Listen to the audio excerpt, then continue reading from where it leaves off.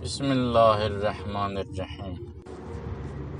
Söymək adətən məntiqsiz adamların işidir. Ya tamamilə məntiqsiz olan insanların, ya da kiminsə məntiqi ilə bacarmayanların. Allah adamı, düşüncə adamı, ağıllı adam heç vaxt söyməz. Əgər təsadüfən əsəbləşib kimsə söysə də, tövbə edər, bunu özünə dəyər hesab etməz, bunu özünə həyat tərzi seçməz, həyatdakı prinsipi, meyarı, mübarizə metodu söyüş olmaz. Əgər Qur'andırsa, Allah Teala Qur'anda buyurur, La təsubbullezine yed'une min dunillah feyesubbullaha adven bi gayri ilim.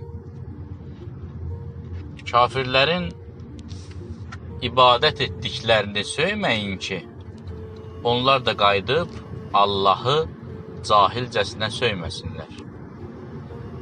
Baxın, demək istəyir ki, cahil adamların, bütpərəst adamların tapındıqları varlıqlar sizin söydüklərinizdən də bəlkə alçaqdır, əskikdir. Ancaq onlar cahildirlər. Öz bütlərini sizin ali Rəbbinizlə bərabər tutub sizin Rəbbinizi cahilcəsinə söyərlər. Ona görə söyməyin. Yəni təqiyyə edin.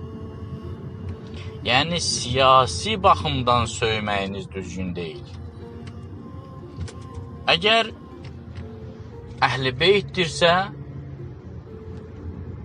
Səqəleynin başqa bir nümayəndəsidirsə, Əli əleyhissalam Siffin döyüşündə Muaviyyənin qoşununu söyən səhabələrinə buyurdu ki, onları söyməyin, statuslarını bəlli edə bilərsiniz.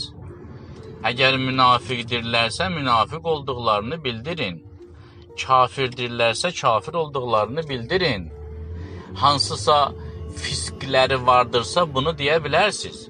Lakin təhqir etməyin, söyməyin.